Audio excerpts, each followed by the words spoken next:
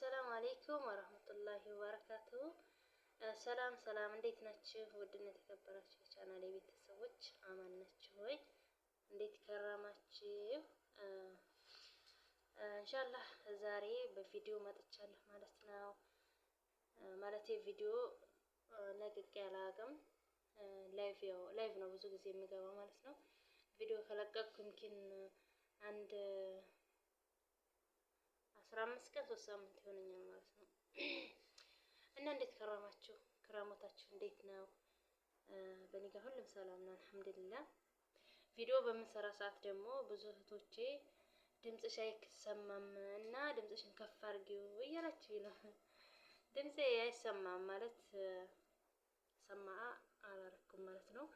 ሰማአ ስለሌለኝ ነው ጀማዓ። ኢንሻአላህ እስኪ ትንሽ ቻናሌ ከፍ ትበልና ሰማአ ምንም ይገዛል ካሜራ የሚገዛል ትላላችሁ። እኔ አሁን አዲስ ጀማሪ ነኝ፣ ገና ዩቲዩበር አልሆንኩም ማለት ነው። እና ለዛ ነው ሰማአ የለኝም ያ ጀማዓ። ለዛ ነው ድምጽሽ አይሰማም ድምጽሽ እያላችሁ ነው እንግዲህ ሪሰንት ላይ ማለት ነው፣ ኮመንት ላይ እንደዛ እያላችሁ ነው። እኔ ግን በተቻለኝ ጠጋ እያልኩ ነው ሁላ ማወራው ማለት ነው፣ ድምጼ ትንሽ ከፍ እንዲልልኝ እያልኩ። እና ቤተሰብ እንዴት ናችሁ? ሰላም ነው ወይ? አልሐምዱሊላህ እኔ ሁሉም ሰላም ነው እኔ ጋር። ዛሬ የመጣሁት የሆነ አንድ ርዕስ ይዤ ነው የመጣሁት ማለት ነው። የርዕስ ምን መሰላችሁ ያ ጀማዓ? ርዕሴ ዛሬ እኔ እንጃ እኔ በጣም ነው የምጠላው ማለት ነው። እና ይሄ ነገር ደግሞ እኛ ሰዎች ላይ በቃ የተሳሰረ ነገር ነው በእኛ ሰዎች ላይ በጣም እጅና ጓንት ነው ትላላችሁ። እና እኔ በጣም እጠላዋለሁ ይሄን ነገር። ያኔ ምን መሰላችሁ ዛሬው ርዕሴ በውሸት ዙሪያ ነው።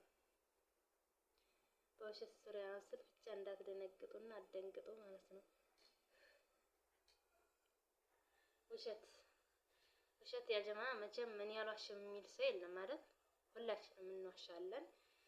ግን ማለት ነው እኔ በጣም ነው ውሸትን የምጠላው፣ ወላሂ በጣም ውሸትን እጠላዋለሁ። እና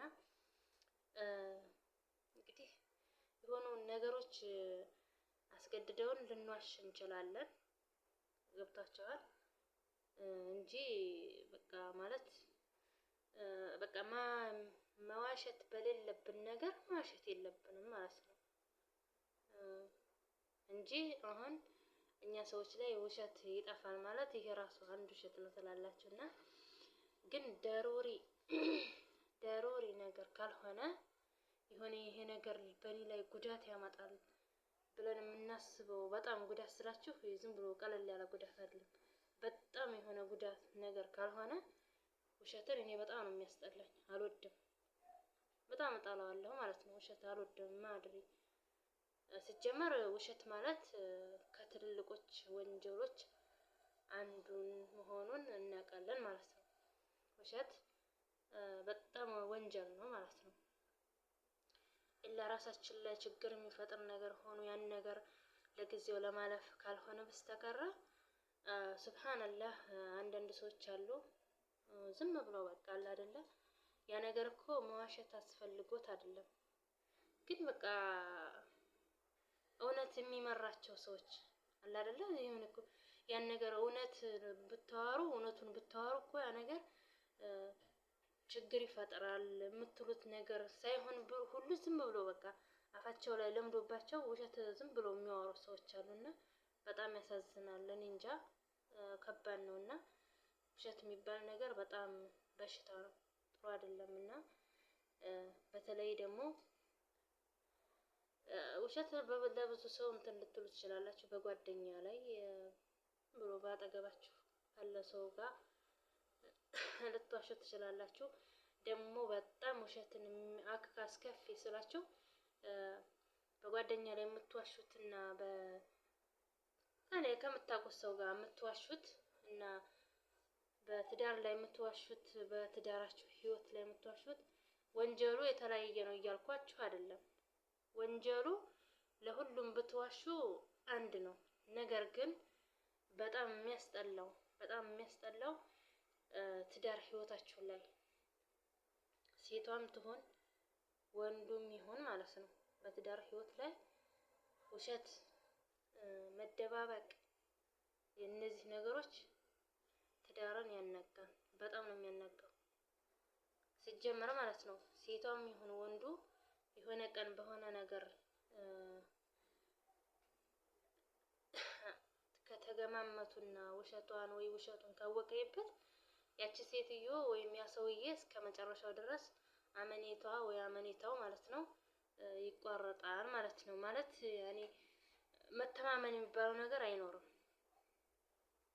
መተማመን የሚባለው ነገር አይኖርም ማለት ለምን አያስፈልግም። አንድ ነገር እውነቱን ትናገራላችሁ፣ ያ ሰው ያምናችኋል፣ ይቀበላችኋል፣ አይቀበላችሁም የራሱ ጉዳይ ነው፣ የራሷ ጉዳይ ነው።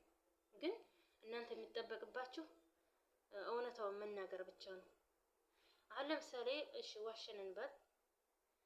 ዛሬ ብንዋሻው ወይ ብንዋሻት ያን ሰው ወይ ያችን ሴት እውነት መስሎ ሊቀበል ይችላል ማለት ነው። አንድ ቀን ሁለት ቀን ሊሆን ይችላል። ግን ያ ነገር ዙሮ ውሸት እንደሆነ መታወቁ አይቀርም። ገብታችኋል? መታወቁ አይቀርም። ውሸት አቅም የለውም ማለት ነው፣ ፈራሽ ነው። እውነት ከሆነ ግን በቃ እውነት ምን ጊዜም እውነት ነው። ስትጀመር ስትናገሩ ራሱ ማለት ነው ምንም በኮንፊደንስ ነው የምታወሩበት። ውሸት ከሆነ ግን አፋችሁ ላይ ወላሂ ይለያል ታውቃላችሁ። እና ውሸት የሚባል ነገር ወላሂ በጣም ያስጠላል። ኢንሻአላህ ከውስጣችን ማውጣት አለብን ብዬ አስባለሁ። እኔ በጣም ነው የምጠላው ውሸት የሚባል ነገር እና ምን ልላችሁ ፈልጌ ነው ውሸት ዙሮ ሲጀመር ውሸት ስትዋሹ ማለት ነው አንድ ውሸት ስትዋሹ ሁለተኛ ተዋሻላችሁ። በዛ በውሸት ላይ ሲነቀባችሁ ሌላ ውሸት፣ በዛ በውሸት ላይ ሲነቀባችሁ ሌላ ውሸት እያላችሁ ውሸቶችን እየወለዱ ማለት ነው። በቃ እንደውም ኃይለኛ የሆነ እንትን ነው የሚሆነው ማለት ነው። በቃ ውስብስብ ያለ ነገር ይሆናል። ገብታችኋል? መፍታት እንኳን የማትችሉት ማንኛውን እንዴት አስረድታችሁት ለማስረዳት ራሱ ውሸት ስለሆነ ጠንከር ብሎ ቢጠይቋችሁ በዛ በውሸታችሁ ማለት ነው ጠንከር ብሎ ቢጠይቋችሁ ማብራራት አትችሉም። ገብታችኋል? ለምን ውሸት ነው ከየት አምጥታችሁ አቃድታችሁ እንዳወራችሁ ስለማታውቁት ማለት ነው። ስለማናውቀው ልበል እንግዲህ ስለማናውቀው እንዴት አድርገን ማብራራት ሁላ ስለማንችል በቃ ከባድ ነው። ስለዚህ ውሸት ሊጋለጥ ይችላል ማለት ነው። ጥሩ አይደለም፣ በጣም ያስጠላል። እውነት ግን ከሆነ እውነት ነው። ሲጀመር በእውነት ላይ ምንም ልትጨምሩ አትችሉም። ገብታችኋል? እውነት ነው። የሆነ ነገር ትናገራላችሁ። ለምን ሚሊየን ሰው ወይም ቢሊየን ሰው አይጠይቃችሁም? ለምን? እውነታ ስላላችሁ ያችን እውነታዋን ነው የምትናገሩት። ሌላ ጨምሩም ቀንሱም ብትባሉ አትጨምሩም አትቀንሱም። ገብታችኋል? ስለዚህ እውነት ነው። በቃ ምንም ስትናገሩ ራሱ በኮንፊደንስ ነው የምትናገሩት።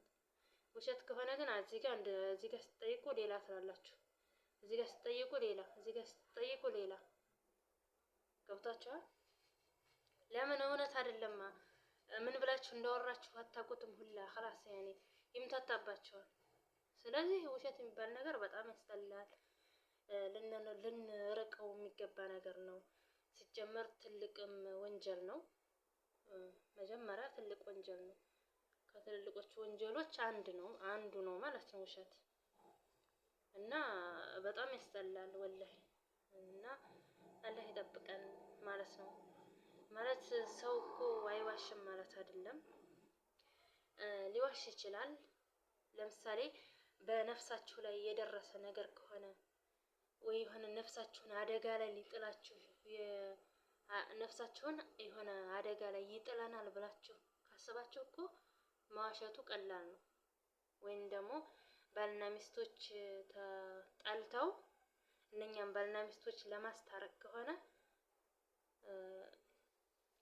ዋሽቶ ማስታረቅ ይቻላል። ለምን መሰላችሁ?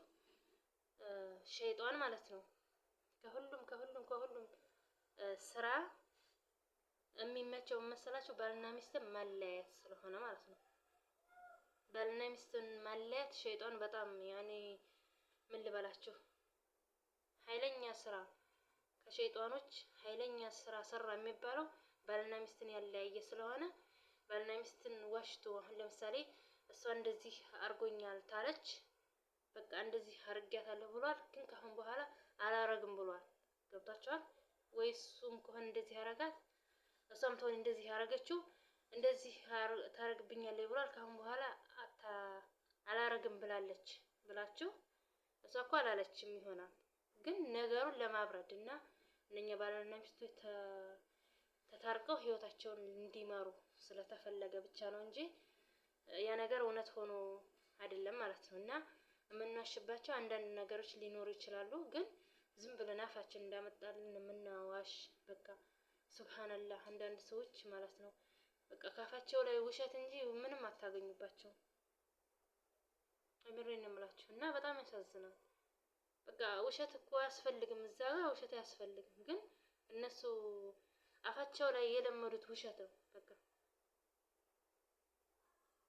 ብቻ በጣም ከባድ ነው ወላሂ። እኔ አውዝ ቢላሂ ምን ሸይጣን ረጅም በጣም የሚያስጠላኝ በጣም። ስለዚህ ሀባይብ የሆነ በሆነ ባልሆነ መዋሸትን አላህ ሲጀመር ውሸትን ከውስጣችን አላህ ይቀንስልን ትላላችሁ እና አብሽሮ። ለማንኛውም እስኪ ኮመንት ላይ ለውሸት ያላችሁን ጥላቻ እስኪ ያሳዩኝ ማለት ነው። ኮመንቱልኝ። ውሸትን በምን ደረጃ ነው የምትጠሉት? ማለት ውሸት ይሄን ያህል ማለት አስፈላጊ አይደለም። ስለዚህ የውሸትን አስከፊነት በሚለው ላይ ያዝላችሁና የውሸትን ምን ያህል አስከፊነት በኮሜንት ላይ አሳውቁኝ ማለት ነው። ሲቀጥል ላይክ አድርጉልኝ፣ ሰብስክራይብ አድርጉ፣ ቤተሰብ የሆናችሁ ላይክ አድርጉ። አዲስ መጪዎች ሰብስክራይብ፣ ላይክ፣ ሼር እያደረጋችሁ ቤተሰብ ሁኑ ማለት ነው። በጣም አመሰግናለሁ። ኢንሻአላህ እስኪ ኮሜንታችሁን አይቼ ደግሞ በሌላ ርዕስ መጣ ይሆናል። ባረካላሁ ፊኩም። ሰላም አለይኩም ወራህመቱላሂ ወበረካቱ።